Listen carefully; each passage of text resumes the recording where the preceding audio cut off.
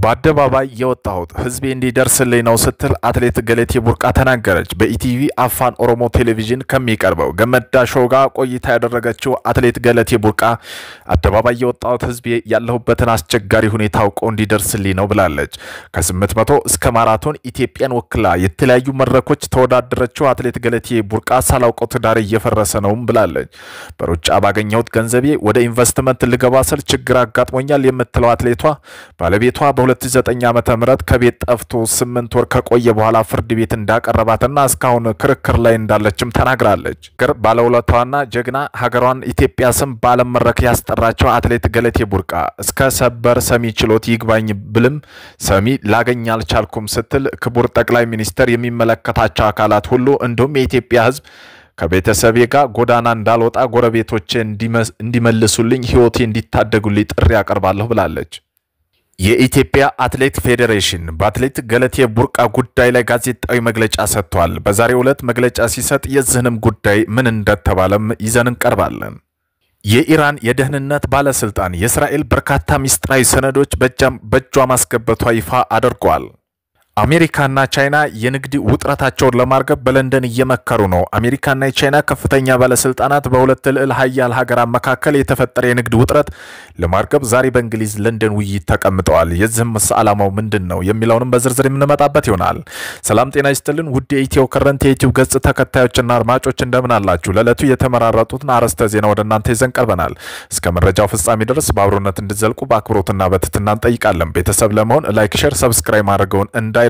ለቱ የመጀመሪያ የዜና ትንታኔ ስናል አደባባይ የወጣሁት ህዝቤ እንዲደርስልኝ ነው ስትል አትሌት ገለቴ ቡርቃ ተናገረች። በኢቲቪ አፋን ኦሮሞ ቴሌቪዥን ከሚቀርበው ገመዳ ሾው ጋር ቆይታ ያደረገችው አትሌት ገለቴ ቡርቃ አደባባይ የወጣሁት ህዝቤ ያለሁበትን አስቸጋሪ ሁኔታ አውቆ እንዲደርስልኝ ነው ብላለች።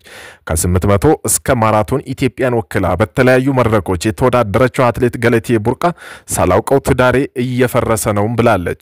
በሩጫ ባገኘሁት ገንዘብ ወደ ኢንቨስትመንት ልገባ ስል ችግር አጋጥሞልኛል የምትለው አትሌቷ ባለቤቷ 2009 ዓመተ ምህረት ከቤት ጠፍቶ 8 ወር ከቆየ በኋላ ፍርድ ቤት እንዳቀረባትና እስካሁን ክርክር ላይም እንዳሉ ተናግራለች።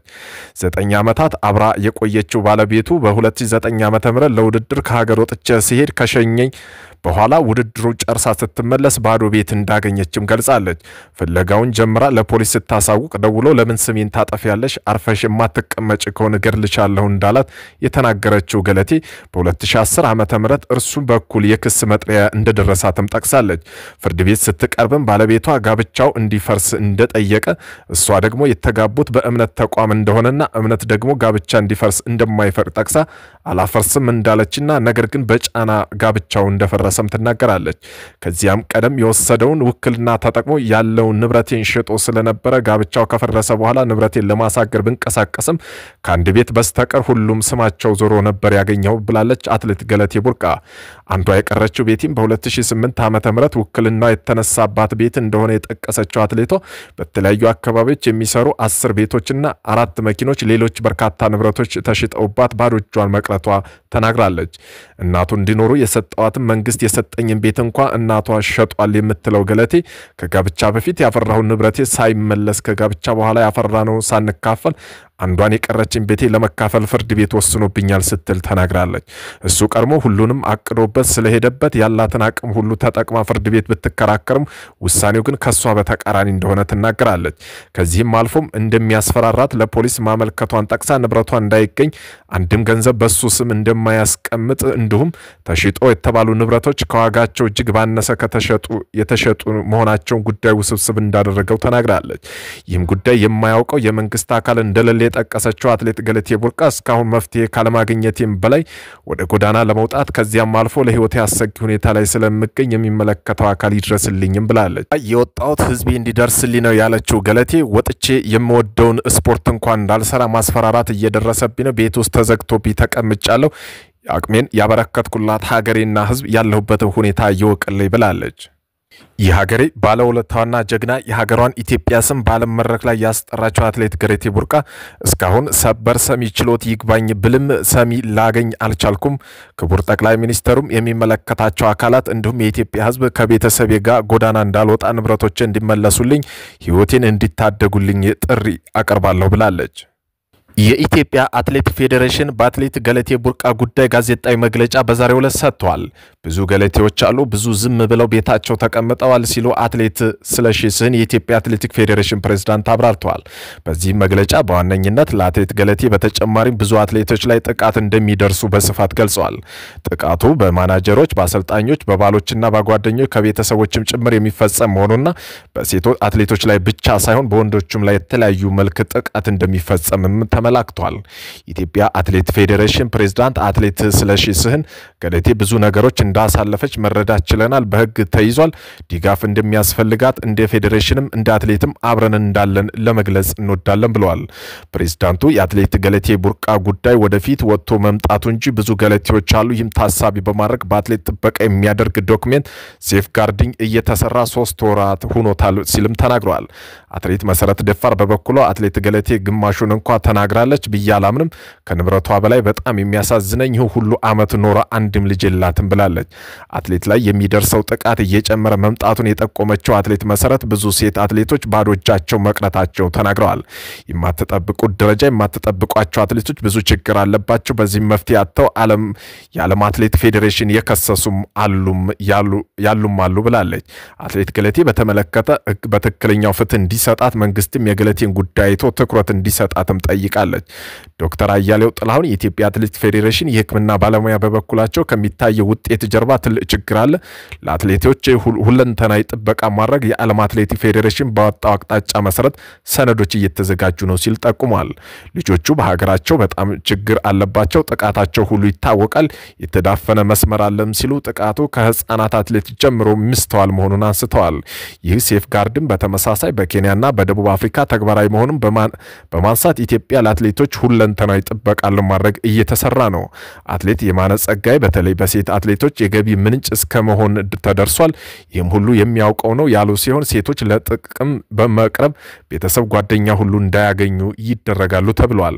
ፌዴሬሽኑ ዘንግቷል በሚለው ከጋዜጠኞች ለቀረበው ጥያቄ የፌዴሬሽኑ ፕሬዝዳንት ስለሺ ስህን የፌዴሬሽኑ አቅም አነስተኛ ነው፣ መንግስትም ፌዴሬሽን ጣልቃ የሚገባበት መስመር ስለሌለ ወደፊት አልሄድንም ሲልም መልሷል።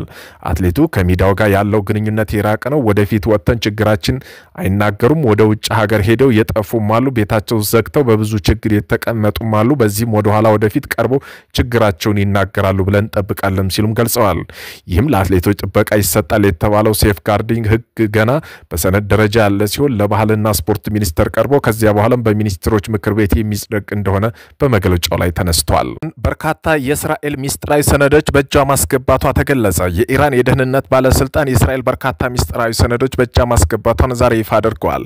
የኢራን የደህንነት ሚኒስትር እስማኤል ካቲብ በሀገሪቱ ብሔራዊ ቴሌቪዥን ጋር በመቅረብ ኢራን በሰራቸው የተሳካ ኦፕሬሽን የእስራኤል የኒውክሌር ፕሮግራሟን በተመለከተ ጨምሮና በርካታ ሰነዶች በእጇ ማስገባቷን ተናግረዋል። ሚኒስትሩ በንግግራቸው በወታደራዊና በኒውክሌርና በሳይንስ ዘርፍ ያሉ በርካታ የእስራኤል ሰነዶች በእጇ ማስገባቷን ተናግረዋል።